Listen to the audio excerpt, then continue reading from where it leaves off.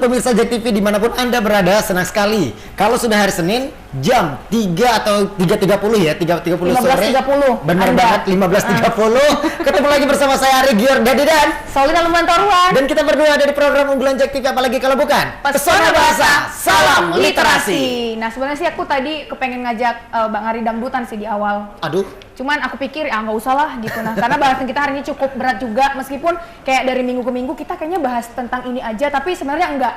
Nah hari ini di Pesona Bahasa, di Rumah Bahasa, kita mau bahas tentang tren penggunaan kosakata asing pada kalangan milenial. Nah seperti kita ketahui ini pemirsa, bahwasanya tidak semua orang yang berbahasa Indonesia dengan baik dan benar itu mereka tuh betul sepenuhnya gitu loh.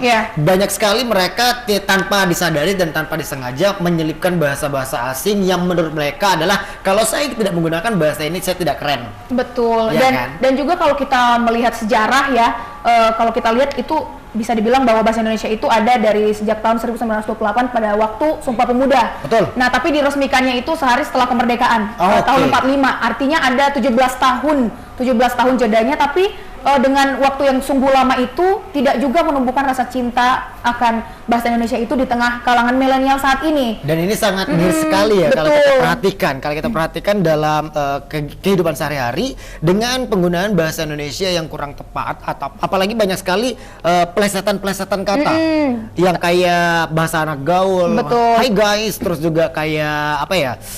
Ih, sumpah ya, gue tadi itu tuh sebenarnya itu sebenarnya tidak layak benar. Cuma kalau misalnya kita tidak menggunakan bahasa itu, nanti katanya aduh ketinggalan sih. Gitu kan, ketinggalan zaman. Nah, hari ini dengan tema tren penggunaan kosakata asing pada kalangan milenial, tujuannya apa sih? Nah, tujuannya adalah supaya bahasa Indonesia yang merupakan bahasa nasional, bahasa pemersatu dan juga bahasa pengantar dalam dunia pendidikan bisa tetap ada dan tidak kalah eksistensinya oleh bahasa asing atau juga prokemnya. Betul, karena bukan cuma bahasa prokem aja yang jadi tantangan kita saat ini. Bahasa asing juga, ya nggak sih? Bahasa alay juga. Beda nggak sih? Nanti kita mau tanya sama Papa dikit deh. Papa. Nah, kita juga kenali dulu narasumber. Nah, jadi pemirsa dia buka maskernya, makanya seperti biasa kita selalu menghadirkan narasumber-narasumber yang pasti dapat memberikan seperti masukan, inspirasi dan juga motivasi untuk kaum milenial. Karena di sini sudah ada dua gadis cantik. Mereka ini merupakan finalis dari Duta. Finalis, sayang. Oh sorry, saya baru 3 hari di Indonesia. Jadi ada dua orang finalis Duta Bahasa Provinsi Jambi. Yang pertama untuk Assalamualaikum untuk Fauzia Abdini. Halo Kak. Hai, apa kabar? Halo teman-teman semuanya. Halo Bang Kak. Nah, Bangka deh, Bangka wak. Kamu tahu nggak Bangka itu artinya apa? Bengkak ya. Bengkak kalau bahasa Padang. Gitu, nggak tahu, aku bukan orang Padang. Oh iya. Selanjutnya ada Nita Talia, pemenang dua. Sebentar, halo. Nitana Talia, pemenang 2 Duta Bahasa Provinsi Jambi, cantik banget ya. Oh iya. Halo, assalamualaikum Nitana. Wabarakatuh juga. Waalaikumsalam. Apa kabar Nita? Alhamdulillah baik Pak. Iya, anak gimana, sehat? Masih belum. Oh, masih belum. Nah, Oke, nah untuk kalian berdua sibuk apa sekarang? Yang pertama coba untuk Fauzia. Kalau saya sendiri nih Kak Ari, Bang Ari. Iya. Sekarang masih usaha di bidang jajanan, jajanan pasar gitu. Oke. Jadi sehari-harinya itu kadang nitip makanan dan mengupayakan untuk mempromosikannya di media online. Wow. Jadi ya Ini mungkin jajanan ringan atau emang benar? jajanan ringan sih. Contohnya? Sosis Solo. promosi dia jadinya. Iya ya, jadi promosi nih. Sosis Solo Bang. Sosis Solo. Oh sosis, kamu suka sosis? Suka dong. Sosis Solo tapi isinya nggak ada sosisnya. Kenapa? Jadi kayak pembuatan sosis yang dari ayam. Jadi kan istilahnya sosis manual. Oh gitu, jadi ini kerajinan tangan sendiri ya? Iya. Nggak pabrik. Terserah ya? deh itu apa. Keren loh, ini motivasi juga. Tepuk tangan kalau gitu, kalau keren. Dan untuk kamu sendiri nih untuk Nita? Kalau Nita sendiri untuk sekarang ini tentunya masih disibukkan sama perkuliahan ya Bang ya. Terus juga selain itu sedang mengurus hal-hal yang berkaitan untuk peluncuran brand baru. Kebetulan Nita ingin membuat brand milik Nita sendiri meskipun masih kecil-kecilan gitu. Amin dong, itu keren. Brand apa ini?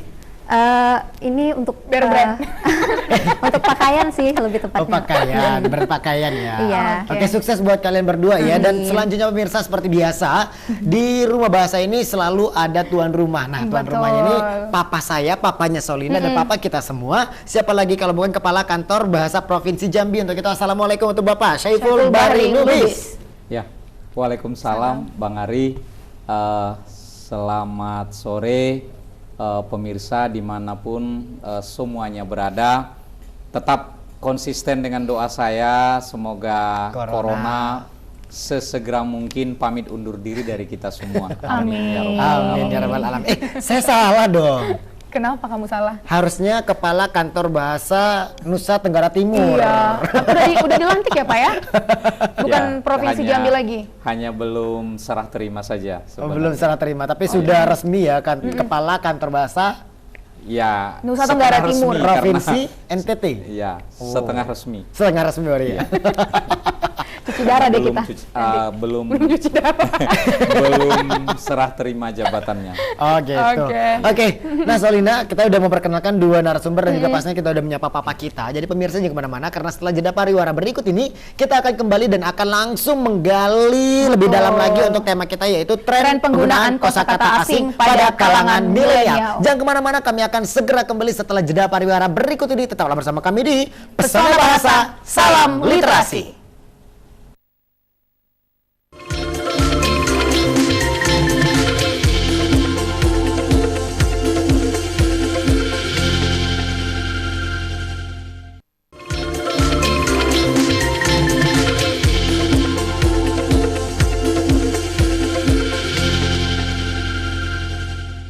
Balik lagi bersama saya Ari Giordani dan Solina Lumantarua. dan pastinya masih di Pesona Bahasa Salam Literasi. Kayak lari estafet ya tadi.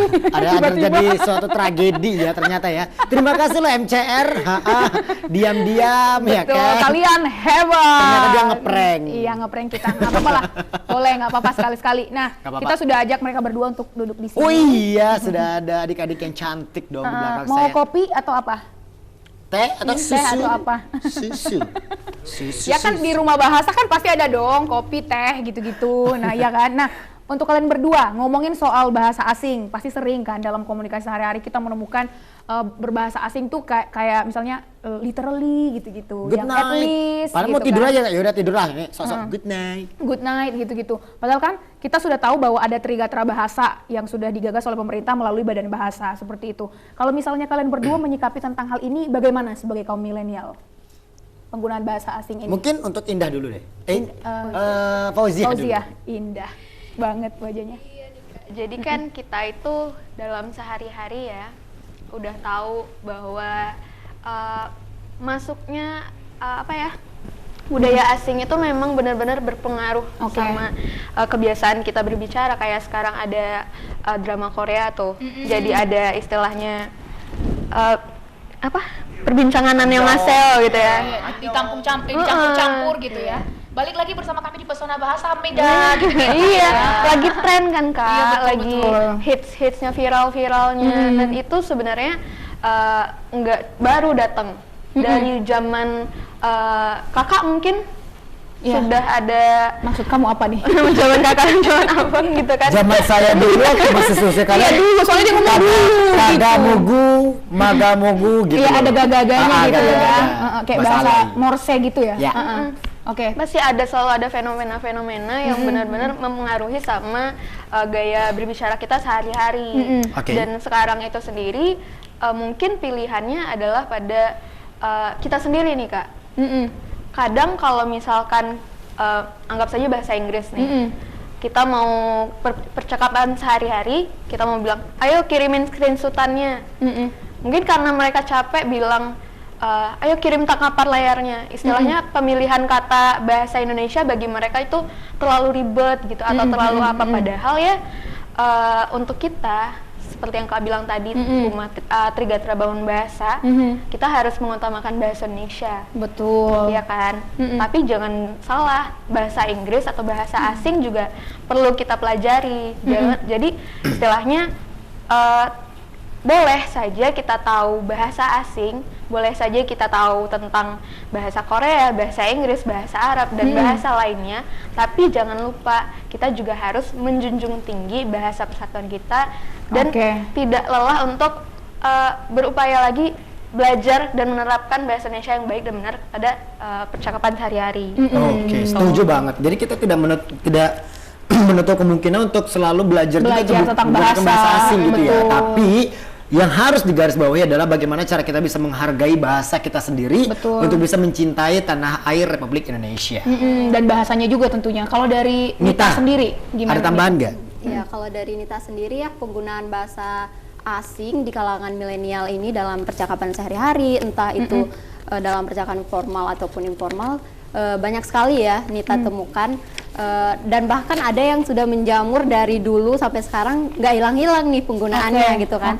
Seperti contohnya kita sering sekali menemukan pengguna sosial media menggunakan kata online alih-alih menggunakan kata daring atau dalam jaringan ya. Misalnya si ini lagi online loh, kamu nggak hubungin dia gitu kan. Kita lebih sering mendengar kata-kata itu, bukan hanya sekarang aja, bahkan dari dulu sampai sekarang kita lebih akrab atau sering mendengar kata online daripada daring. Padahal di dalam bahasa Indonesia pun kita punya cara lain untuk mengungkapkan kata online, yakni daring atau dalam jaringan. Dan selain itu juga saat berkirim pesan kita sering nih mendengar para pengirim pesan menggunakan kata BTW, by the way, atau OTW, on the way, LOL, lot of lot, dan masih banyak lagi. Padahal masih banyak sekali cara lain untuk mengungkapkan hal tersebut di dalam bahasa Indonesia. Nah, tentunya selain itu juga kita sering mendengar kata-kata yang lebih parahnya lagi nih, misalnya udah santai aja malah diganti jadi slow, dan lebih parahnya lagi slow ini udah bahasa Inggris, bahasa asing dibalik lagi jadi Wallace gitu. Iya juga ya. Berarti kreativitas tanpa batas sih kalau misalnya. Sebenarnya ini apa ya? Kalau dilihat dari pemandangan fenomena-fenomena ini emang benar-benar saya nggak tahu anak Indonesia ini terlalu kreatif atau benar-benar cerdas. Tapi ini menurut aku ada hubungannya dengan bahasan kita minggu lalu yang kita ngomong sama Pak Agus waktu dia ngomong soal ragam baku dan tidak baku ya Pak ya. Artinya kalau misalnya kita berbicara dengan teman-teman kita pada saat santai misalnya, tidak masalah kita menggunakan ragam tidak baku tersebut, asalkan ketika kita ada di forum-forum resmi misalnya seperti di kantor, di sekolah, kita bisa mengutamakannya. Tapi lebih lagi karena memang ini sangat penting tentang tren penggunaan bahasa asing untuk kalangan milenial ini penting untuk kita bahas. Kita mau tanya Papa dulu. Langsung aja menurut dong, Papa, sebagai penengah kita semua. Daripada saya bingung, pemirsa bingung, Solina pun juga bingung, kita berdebat yang tidak jelas. Mending langsung kita tanya sama Papa kita, dimana kalau misalnya kalau melihat fenomena tren pengguna bahasa asing dalam kalangan milenial ini seperti apa dan bagaimana, Pak? Ya, teperipi mapa kapasipi bapang-bapak apa ripi dapan bapak sopolipi napa tahu gue sepebernapa PP nopen. Jadi agak sulit ya. Udah apa ini bahasa seperti pipi bapak sebut bapak. Jadi ini fenomena seperti ini sebenarnya sudah lama. Bahkan sejak 80-an dan 90-an itu sudah banyak karya ilmiah, termasuk misalnya skripsi, tesis. Bahkan di zaman itu Mbak Debbie Sehertian dia membuat kamus yang sampai sekarang kamus itu masih ada, kamus bahasa Prokem.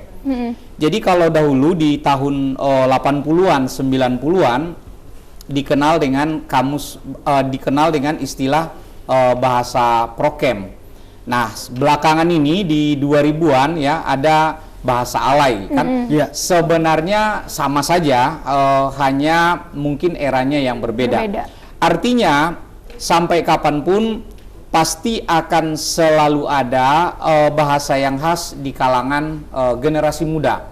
Kalau sekarang kita sebut dengan misalnya yang lahirnya di 90-an ya, sampai dengan 95. Mereka lahir di situ kan berarti yang milenial ya.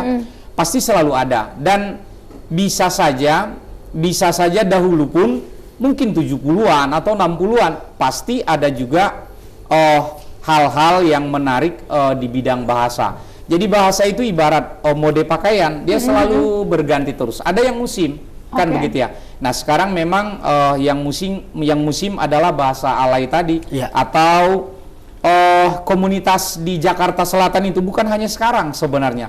Dahulu pun komunitas-komunitas berbahasa di sana itu sudah tumbuh subur, karena memang di daerah Pasar Minggu dan lain sebagainya memang sangat mendukung. Di sana banyak salon-salon, di sana banyak komunitas-komunitas rempong ya.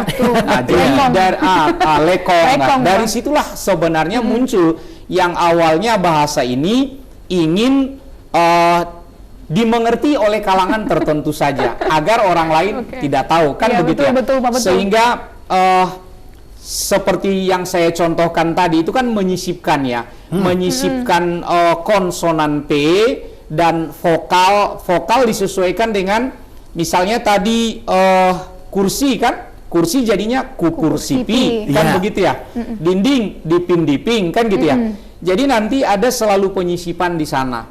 Sama saja misalnya dengan aku mau sama dia menjadi Akika Mawar Samrata Diana. Nah kan begitu ya. Nah, ya itu. Dengan levelnya itu kan. Jadi itu menarik. Jadi saya sebenarnya selalu mengamati itu, dan ke depan pun akan ada lagi selalu itu berkembang, dan nanti akan hilang sendiri, berganti sendiri. Jadi kami kantor bahasa, pemerintah, akademisi tidak perlu khawatir dengan yang ini. Biarlah dia berputar terus. Yang penting tugas kita tadi selalu mengingatkan mereka betapa pentingnya menjunjung tinggi bahasa Indonesia sebagai bahasa persatuan. Betapa pentingnya dia melestarikan bahasa daerah. Betapa pentingnya dia mempelajari, bahkan harus menguasai bahasa asing. Kalau yang tadi itu hanya riak-riak kecil, ya hiasan-hiasannya saja. Jadi tidak usah takut dengan Akika Mawar Samrata Diana. Tapi Bapak body language-nya itu memang harus begitu ya. Iya. Saya tahu ini Pak, karena biasanya mereka mempergunakan bahasa ini di antara sesama mereka supaya orang lain tidak tahu. Dan ini bahasa salon Pak. Di salon-salon aku sering dengar gini, misalnya Iqbal nih. Iqbal Turki ada Sediana gitu, artinya Iqbal turun ada dia gitu. Jadi benar-benar supaya yang mereka sama-sama mereka mengerti begitu. Wah, bungong ini bagus. Bungong. tapi Pak sebenarnya mengkhawatirkan juga sih Pak fenomena ini seperti itu. Iya, yang mengkhawatirkan itu begini, kalau itu masih digunakan kalangan generasi muda milenial nggak apa-apa ya. Takutnya kan nanti saya pun dengan yang lain-lain juga keranjingan menggunakannya, itu repot kan. Seperti itu sebenarnya. Oke, ini menarik sekali ya. Menarik ini. Aduh, Akika senang, sindang. Jadi kalau mahal apa? Mehong. Ya, gitu saya tahu. Perawatan prewes gitu. Oh, prewes. Iya, prewes. Iya, kalau prewes itu sebelum nikah. Oke. Nah, Ari mungkin nanti kita sudah bahas dari bahasa lekongnya, dari bahasa Inggris, bahasa asing seperti itu. Mungkin kita juga nanti akan bahas tentang emoticon juga deh, Pak. Apa sih bahasa Indonesianya emoticon? Emosi, icon apa sih? Tuh nggak ada ekspresi. Ya? Ekspresi seperti itu. Jadi kadang-kadang kita untuk mengatakan kita sedang sakit, sedang marah, tinggal pencet aja emoticon. Aku rasa ini ada hubungannya dengan ini juga ya, Pak. Mudah-mudahan bukan perasaan aku yang salah. Oke, baiklah kalau gitu. Intinya jangan pakai perasaannya di sini gitu ya. Agak ngeri kalau kamu ada perasaan sama papa. Iya, enggak kok. Kamu. Ya udah kalau gitu pemirsa, kalau misalnya Anda juga ingin bertanya langsung bersama kami tunggu Anda di 0741667669 atau di 0811747437. Untuk line telepon interaktif akan kita buka setelah jeda pariwara berikut ini ya. Tetaplah bersama kami di Pesona Bahasa Salam Literasi. Kami akan segera kembali.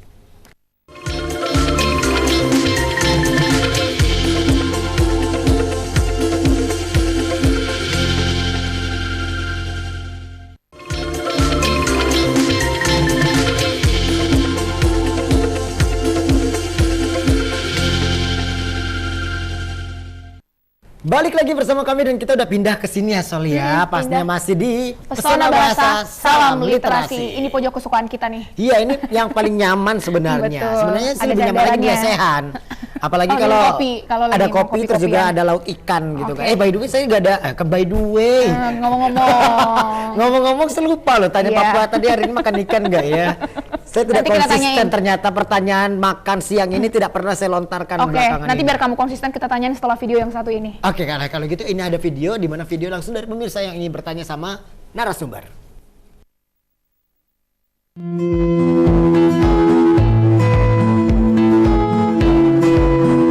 Selamat sore, perkenalkan nama saya Monika Cayani.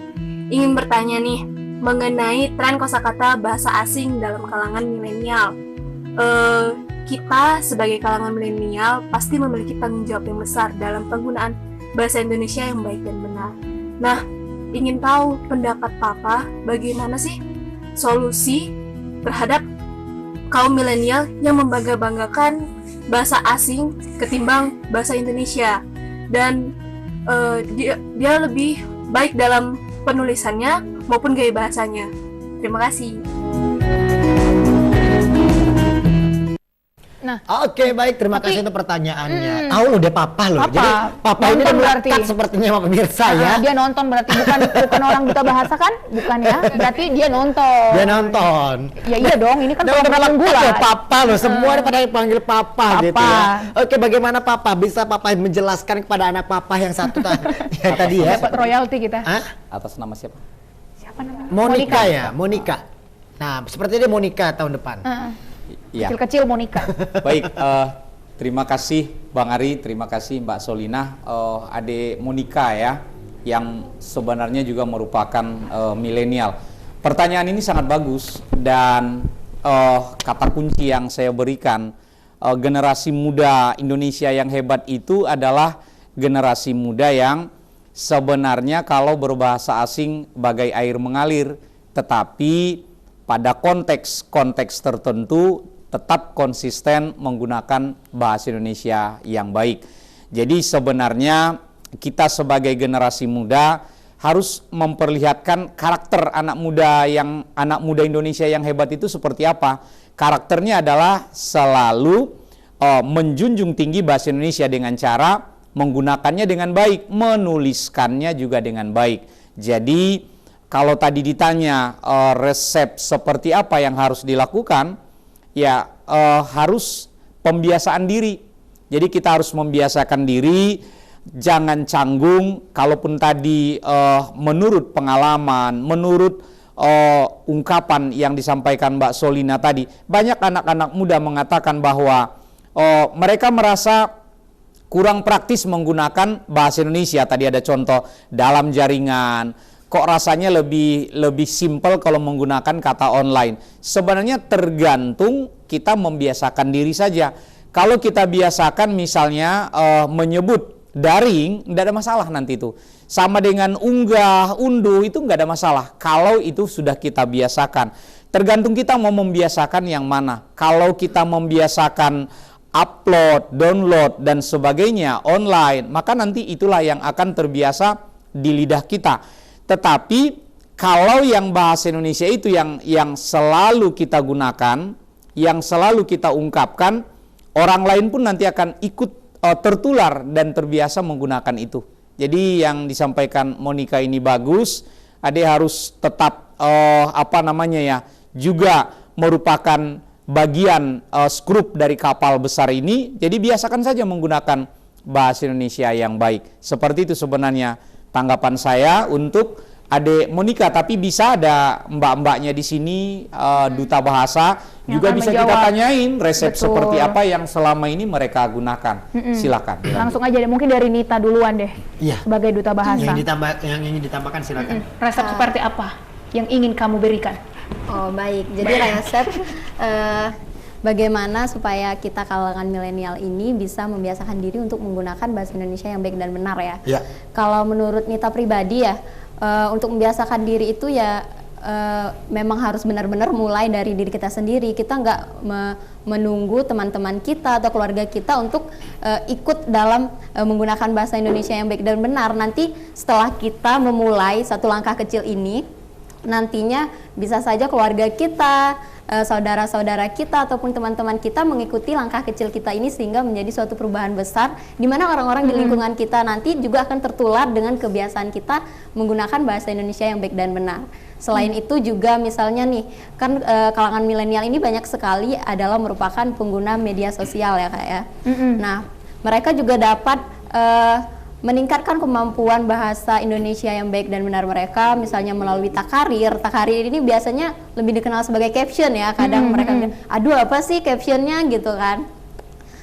Bukannya kalau menurut Nita pribadi itu lebih baik ya kalau kita menggunakan bahasa baku, sehingga nanti siapa tahu saja kan suatu saat ada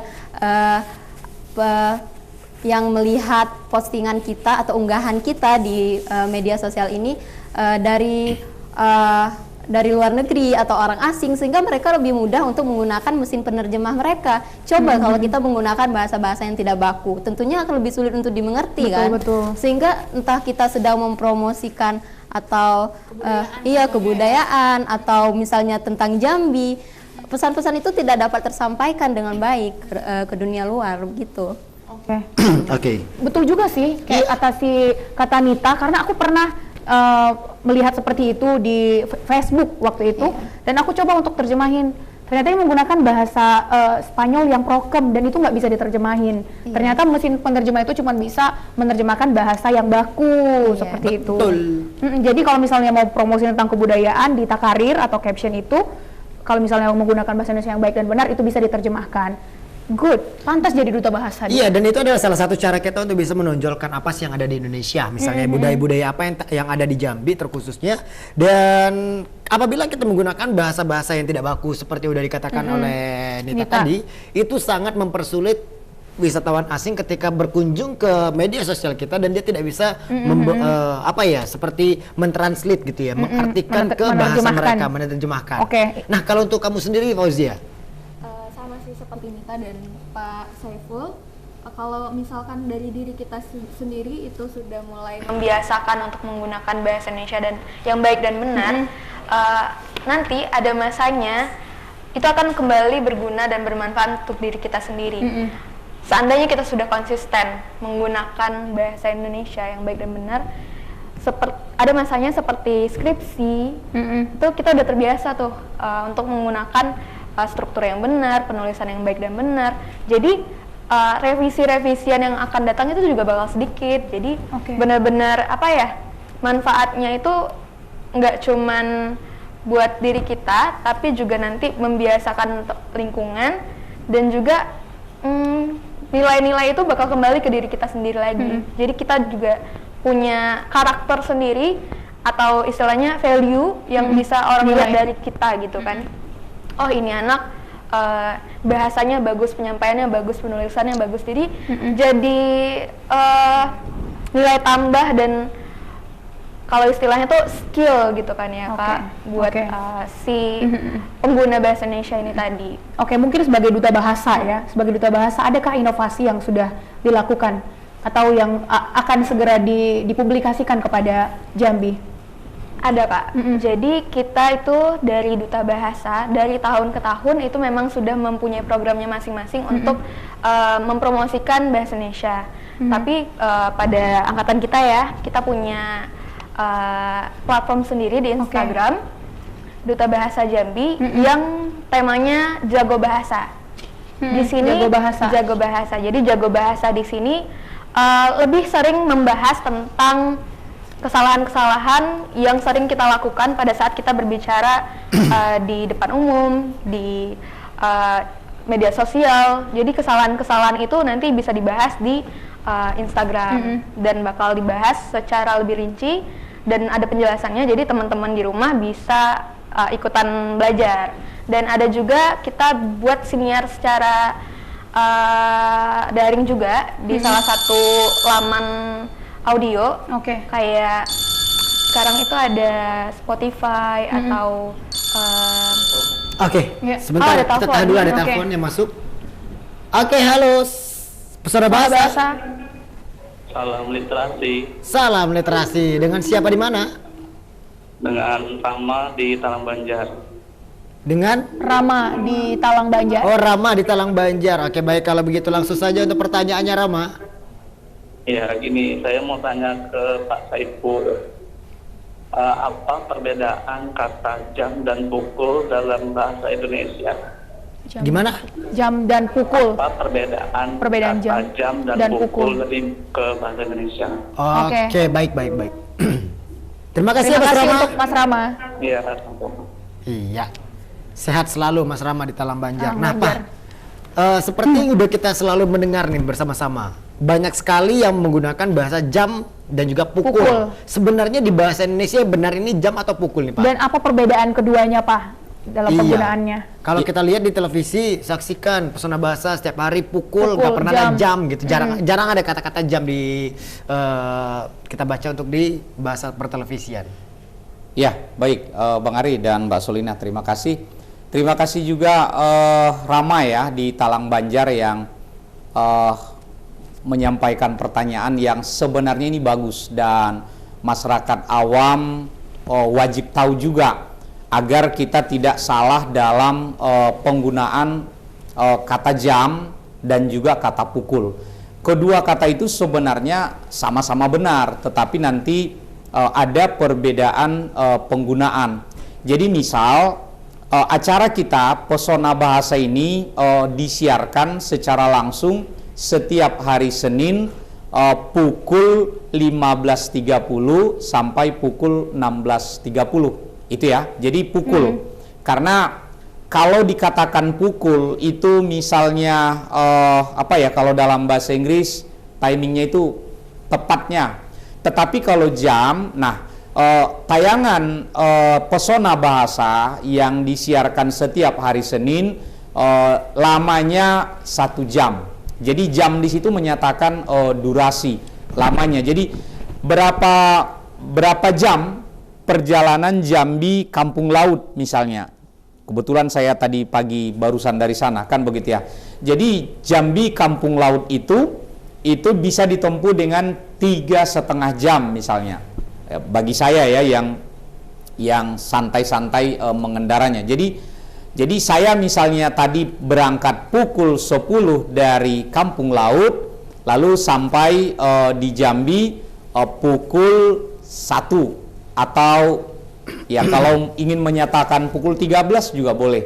Jadi itulah perbedaan antara jam dan pukul. Jadi makanya benar tadi kalau ada acara-acara di televisi menyebutkan acara ditayangkan pukul sekian. Jadi yang benar adalah pukul sekian, bukan jam sekian. Jadi ketika kita berbuka puasa misalnya pukul 18:35, kan begitu ya. Bukan jam 18:35. Nah, jadi itulah perbedaan antara pukul dengan kata jam. Kalau jam itu ya misalnya berapa jam? Ya 2 jam, 3 jam, 4 jam.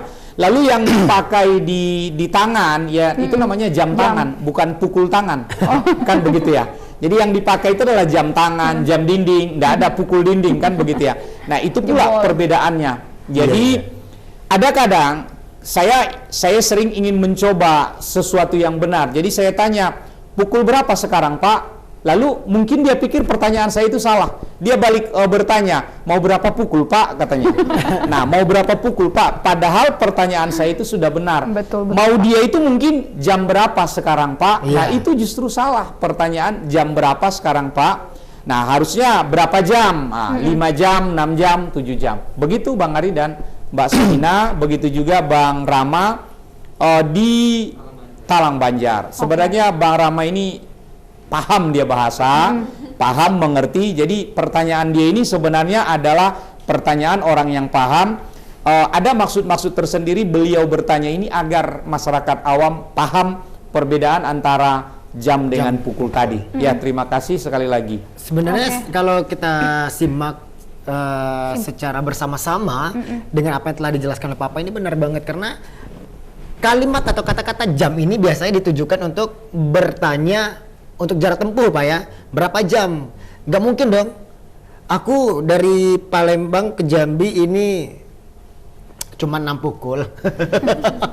Itu emang gak pas. Aku nungguin lo kamu ngomong apa ya. Penempatannya itu lucu loh. Itu lucu loh. Lucu sih, lucu. Lucu. Lucu loh. Oke. Nah, tapi begini loh, Pak.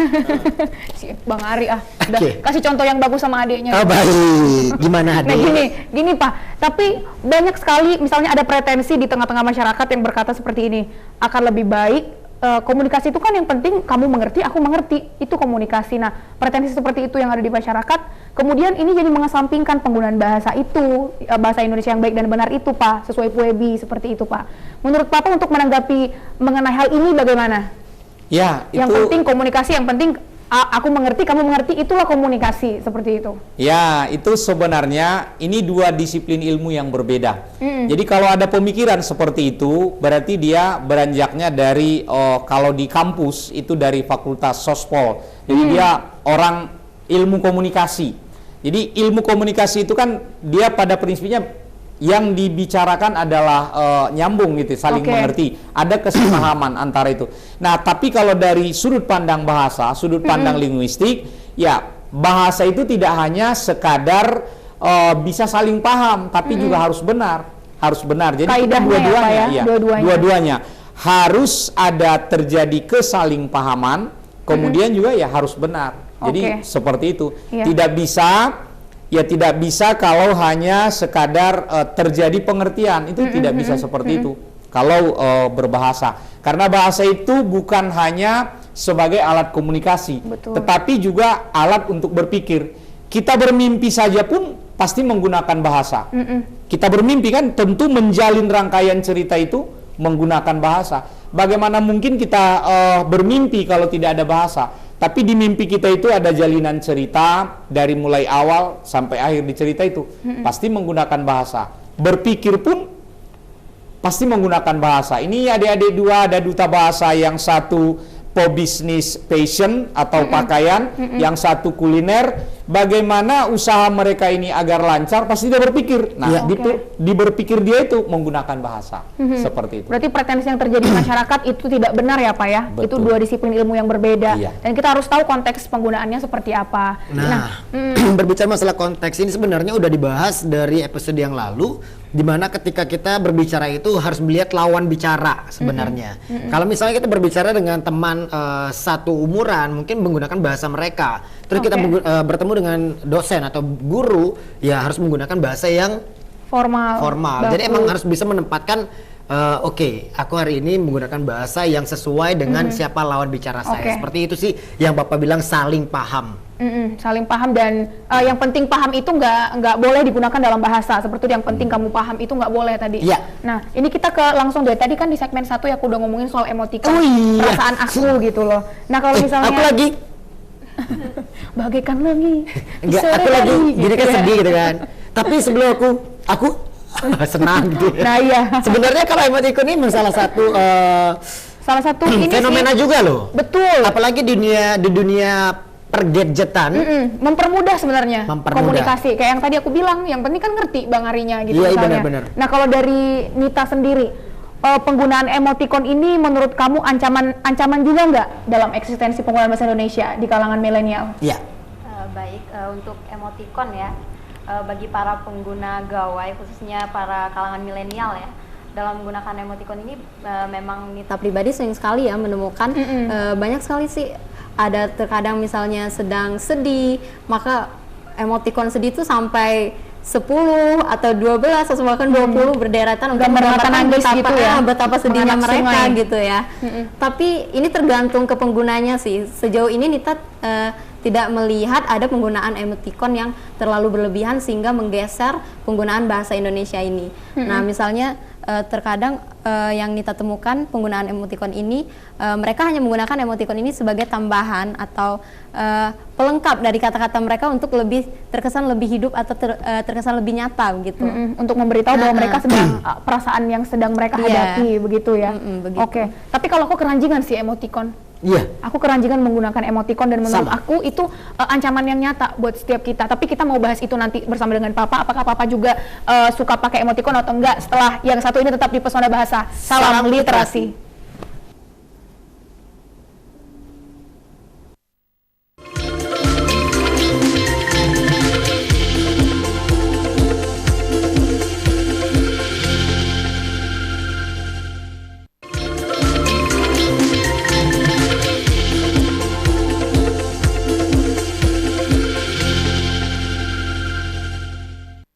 Dan akhirnya kita kembali lagi di segmen 4 hari ini, pastinya di Pesona Bahasa Salam Literasi. Kalau tadi sebelum jeda aku sudah tanyain ke Papa, ini aku mau langsung ke Papa aja deh. Papa pernah nggak pakai emoticon, Pak? Sering. Sering pakai emoticon. Iya. Menurut Papa fenomena ini Yang sering seperti Papa apa? gunakan yang mana Pak? Yang nangis, ada yang Atau sedih, yang ada yang emoticon peluk-peluk. love? Tanda gini. Oh gini ya. Makasih gitu Oh, ya, iya, namaste iya. apa namaste. Ini mohon maaf kadang assalamualaikum pakai gini juga, terima kasih begini juga. Kayak Tapi Papa nulisnya biasanya misalnya kalau kayak gini ucapan pakai terima kasih terus di Apa, belakangnya assalamualaikum, gini. Pak? Atau langsung gini aja. Bukan, biasanya saya pakai itu karena tidak sempat untuk mengetik apapun, jadi Oke, lebih berarti cepat untuk itu. respon Iya. cepat ya, Sangat. Pak. Oh, berarti Mantap. efisien Ada juga nanti ya. akan aku balas kok gitu ya, Iya. Pak. Nanti akan dibalas. Jadi saya tidak mau misalnya sebisanya ya, sebisanya kalau ada pesan, terutama WA ya, terutama WA, tidak mau misalnya pesan itu hanya dibaca lalu Dibiarkan saja. dibiarkan Diabaikan begitu saja. gitu ya. Minimal itulah seburuk-buruknya, sepelit-pelitnya saya tadi tanda yang ini. Oke. Kalau tidak ya saya ketik terima kasih. Dan boleh dilihat WA saya jarang saya menggunakan singkatan-singkatan. Pasti selalu lengkap. Terima kasih atau baik gitu. Nggak ada TKS, jarang saya itu. Jadi karena memang di WA itu kita tertolong dengan sekali kita ketikkan kata-kata itu, Betul. nanti beberapa Ada huruf prediksi. diketik beberapa huruf kan sudah muncul, jadi tinggal enak. Maka kalau tadi sempat saya tuliskan, tapi kalau enggak pakai emoticon. Oke. Oh. Kecuali Tapi kalau HP saya Mbak nggak Mei bisa. ya emoticonnya lain kalau Oke. dengan dia. HP saya nggak bisa koreksi Pak, harganya 17.300.000. Oke, nah nanti dulu kita bahas itu ya Oh, iya, iya. di Business and Property Jack TV. Nah, Papa, adakah hubungan antara penggunaan emoticon ini dengan jumlah kosakata bahasa Indonesia yang waktu itu saya pernah baca di sebuah artikel, Mosinya mengatakan seperti ini, penggunaan bahasa Indonesia itu 1:6 dengan bahasa Inggris kosakatanya. Ada hubungannya nggak, Pak? Ya kalau masalah hubungan tentu harus ada kajian akademis dulu ya, betul atau tidak. Karena misalnya begini, kita ambil contoh dari emoticon atau tanda-tanda emosi yang kita gunakan itu, kira-kira tanda apa yang paling sering, kan begitu ya? Saya lihat kadang ada tanda jari begini, kan begitu ya? Misalnya ketika kita memohon sesuatu, lalu dia mengaminkannya, kan dia seperti ini, kan begitu? Oke. Kita sudah paham maksudnya. Nah, pertanyaannya, apakah ada dari tanda-tanda itu semua yang tidak ada bahasa Indonesianya? Sepanjang yang saya tahu selalu ada bahasa Indonesianya. Hanya saja, memang kalau yang begini kan amin atau amin ya robbal alamin. Nah, ini yang sering saya singkat hanya itu, YRA itu tadi. Kalau yang lain-lain cenderung saya jarang menyingkat. Nah, jadi kalau mengucapkan terima kasih atau hal-hal lain, karena kita terlalu repot untuk mengetik, makanya tadi muncul emoticon. Jadi emoticon itu membantu membuat lebih praktis. Tetapi pertanyaan tadi, adakah kaitannya dengan, katakanlah karena kalau dalam bahasa Inggris jumlah kosakatanya lebih banyak dibanding bahasa Indonesia, itu tentu perlu ada kajian ilmiah dulu, Oke. betul atau tidak, karena keterbatasan itu. Sebenarnya bisa saja kita tanya misalnya dalam lingkungan yang sempit dulu, bahwa mengapa dia menggunakan tanda ini, tanda itu, apakah tadi karena kepraktisan atau karena belum ada bahasa Indonesianya, seperti itu. Iya, ya udah kalau gitu untuk Papa kita akan menyaksikan salah satu video terakhir di mana ada video pertanyaan dari pemirsa Jack TV, yaitu pemirsa dari Pesona Bahasa. Silakan.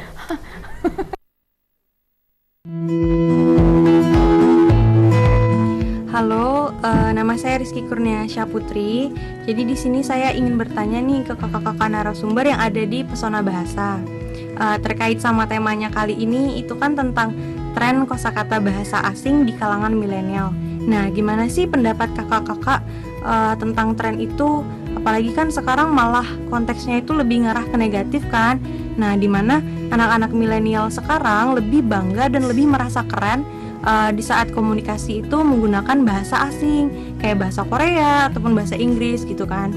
Terus apakah nantinya tren ini atau fenomena ini itu bakalan berdampak ke sebagai ancaman terhadap identitas bahasa kita dan ancaman terhadap cara pemertahanan bahasa kita?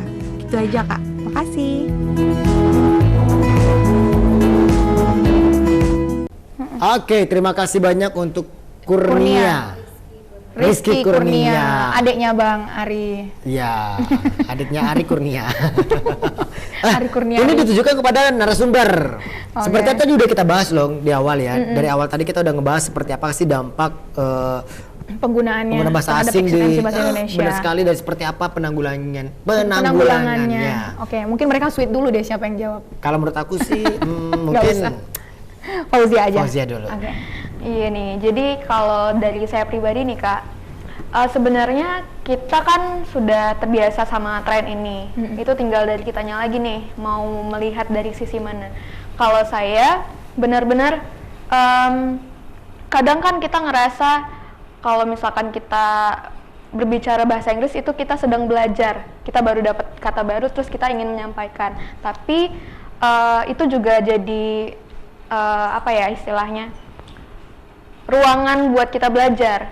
Jadi jangan sampai ketika kita ini anak sok-sokan bahasa Inggris, padahal di situ kita juga mau mencoba untuk jangan takut untuk belajar bahasa asing, menerapkannya di media sosial atau jadi istilahnya jangan sampai kita menjudge atau menghakimi seseorang karena mereka juga ingin mencoba di depan umum, mencoba berbicara dengan bahasa asing. Tapi balik lagi, untuk penggunaan bahasa Indonesia memang harus tetap kita utamakan. Jadi kalau dalam kita Duta Bahasa ini ada istilahnya Trigatra Bangun Bahasa. Yang pertama, utamakan bahasa Indonesia, kuasai bahasa asing, dan lestarikan bahasa daerah. Jadi 3 prinsip itu sebenarnya bisa sekali diterapkan di kehidupan sehari-hari.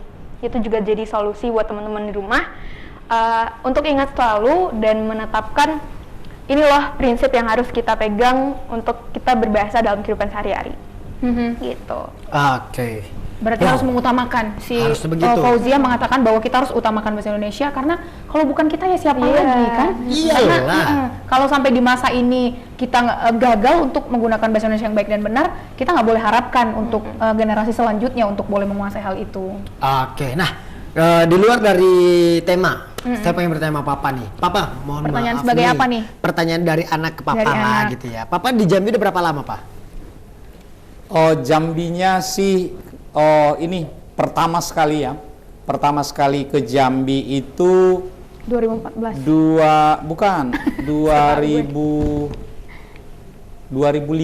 Itu 2005 akhir. Udah menetap di Jambi? Yes, ada beberapa bulan, belum sampai setahun, lalu harus melanjutkan sekolah ke Jogja waktu itu. Oke. Nah, jadi setelah itu ke Jambi lagi pas tahun kapan? Sampai dengan sekarang? 2013-an apa 2012 saya kembali. 2013 sampai dengan 2021, hampir 10 tahun. Iya. Nah, sekarang 2020 ya? Iya. Aduh.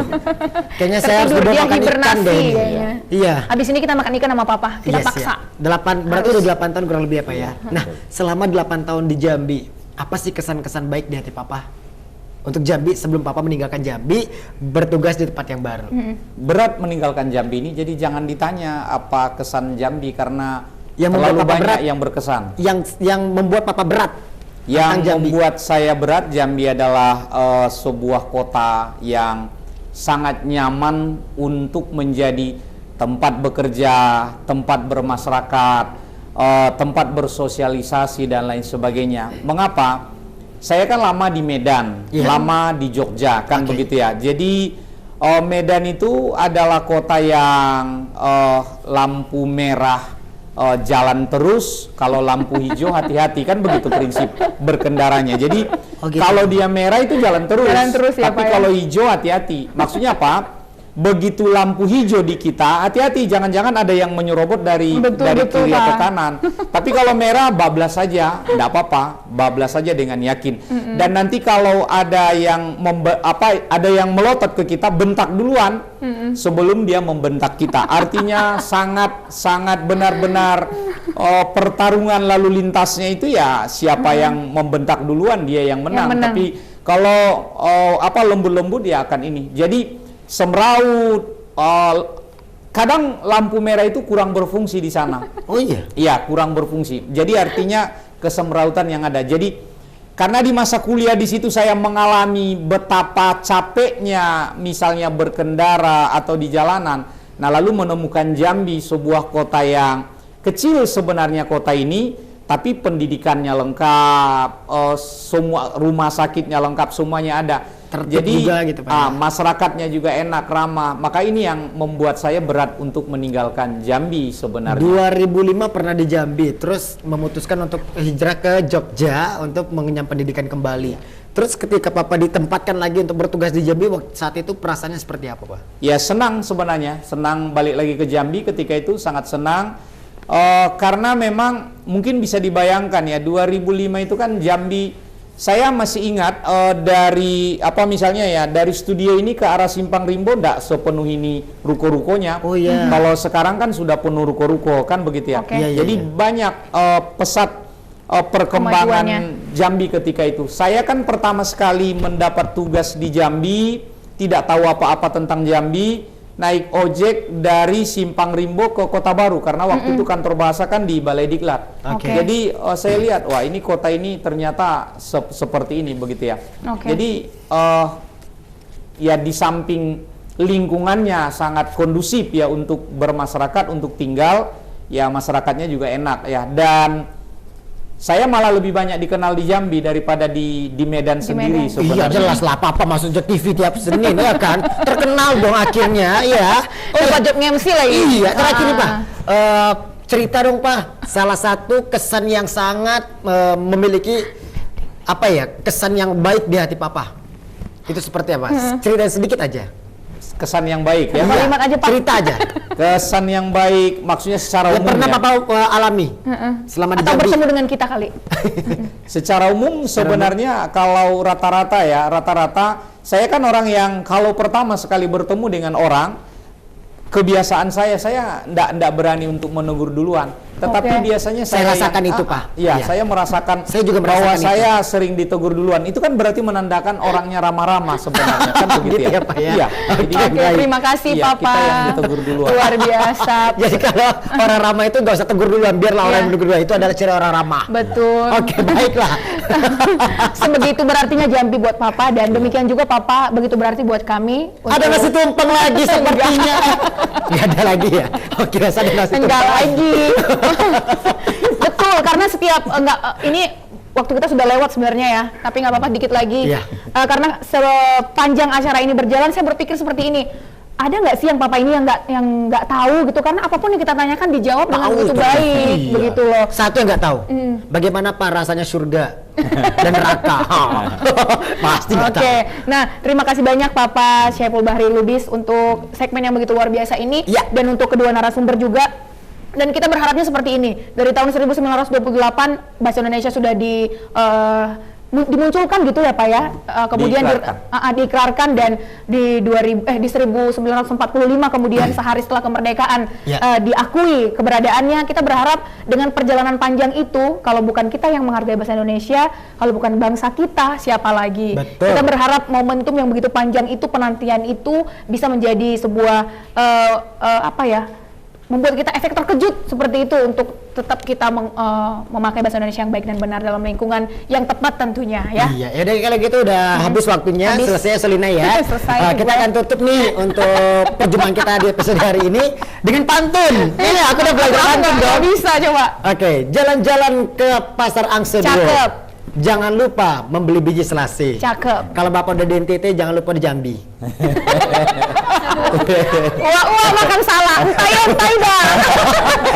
Ya udah kalau gitu, jangan lupa terus saksikan Pesona Bahasa setiap hari Senin jam Pukul 15.30 hanya di Jack TV Inspirasi kita. Terima kasih narasumber, terima kasih Bapak. Wabillahi taufiq wal hidayah. Wassalamualaikum warahmatullahi wabarakatuh. Pesona Bahasa, salam literasi. Ayo, langsung dulu.